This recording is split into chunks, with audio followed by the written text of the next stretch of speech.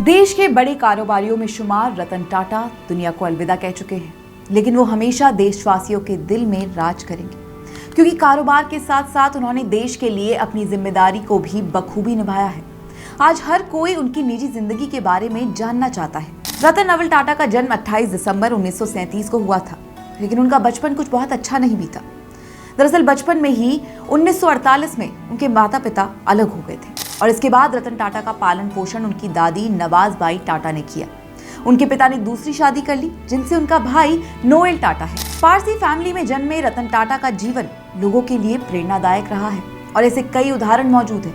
उन्होंने अपनी ही कंपनी में कर्मचारी बनकर काम किया, तो दूसरी ओर अपने कारोबार से होने वाली आमदनी का 60% से ज्यादा हिस्सा दान करके देश के सबसे बड़े दानवीरों में शुमार रहे। यही नहीं, उन्होंने अपनी काबिलियत के दम पर जिसे छुआ सोना बन गया और कई लोगों की किस्मत भी बदली। साल 1962 में फैमिली बिजनेस ज्वाइन किया रतन टाटा ने। शुरुआत में उन्होंने टाटा स्टील की शॉप फ्लोर पर काम किया। इस दौरान उन्होंने टाटा स्टील के प्लांट में चूना पत्थर को भट्टियों में डालने जैसे काम भी किए और बिजनेस की बारीकियों को सीखा। इसके बाद वो मैनेजमेंट पोजीशन पर लगातार आगे बढ़े और फिर साल 1991 में जेआरडी टाटा ने पद छोड़ा और इसके बाद टाटा ग्रुप की कमान रतन टाटा को मिली। रतन टाटा के लीडरशिप में टाटा ग्रुप ने नई ऊंचाइयों को छुआ और देश के विकास में महत्वपूर्ण योगदान दिया। टाटा ग्रुप को इस ऊंचाई तक ले जाने में रतन टाटा का सबसे बड़ा रोल है। रतन टाटा ने बिजनेस के जरिए घर की रसोई में इस्तेमाल होने वाले नमक से लेकर आसमान की बुलंदियों पर उड़ने वाले हवाई जहाज तक का सफर तय किया।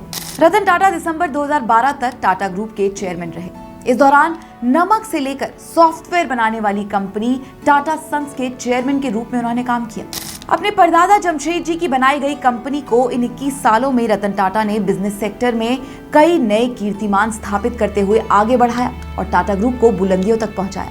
चेयरमैन का पद छोड़ने के बाद उन्होंने 44 साल के साइरस मिस्त्री को उत्तराधिकारी नियुक्त किया। उनका परिवार ग्रुप में सबसे बड़ा इंडिविजुअल शेयर होल्डर है।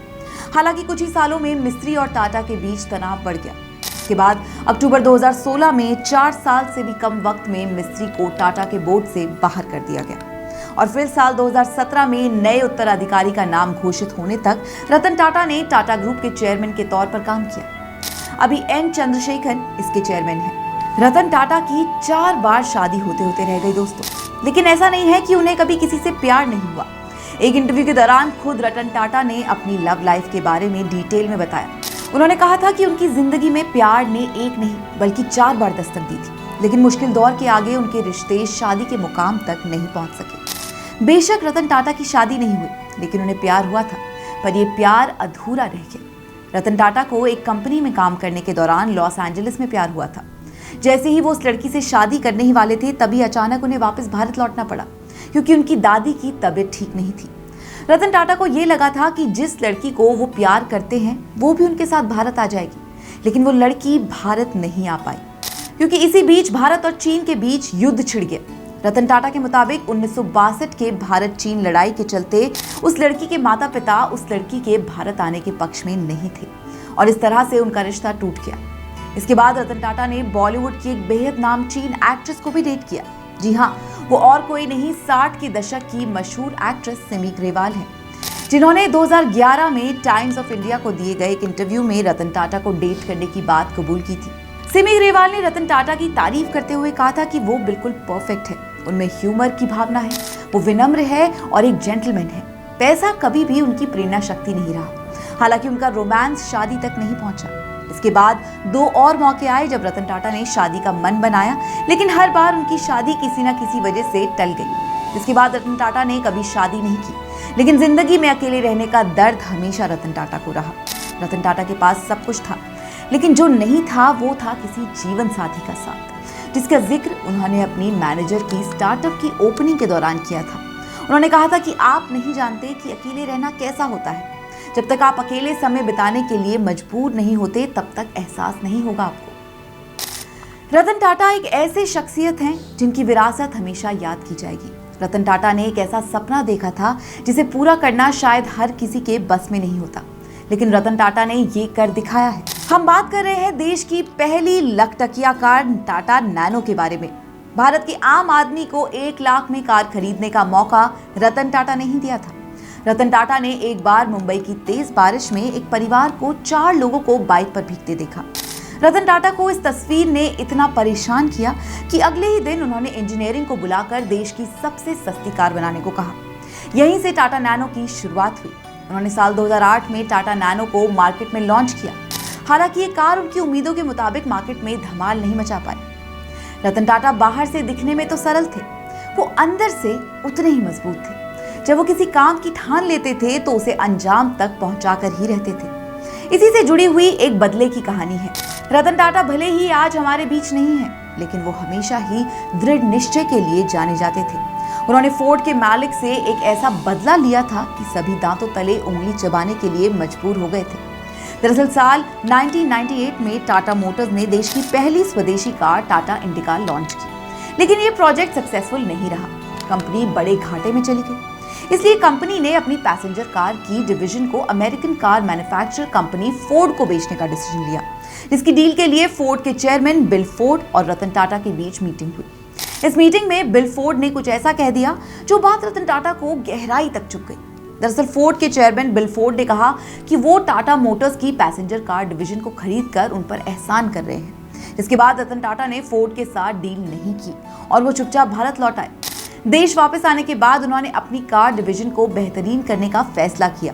इसके बाद टाटा मोटर्स ने धीरे धीरे अपने कार बिजनेस को फिर से खड़ा किया।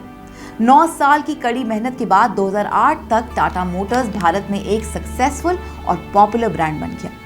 इस वक्त तक जहां टाटा मोटर्स सक्सेस की नई कहानी लिख रहा था, वहीं दूसरी तरफ फोर्ड मोटर्स की हालत खराब होती जा रही थी। फोर्ड कंपनी को डूबने से बचाने के लिए एक बार फिर से रतन टाटा आ गए।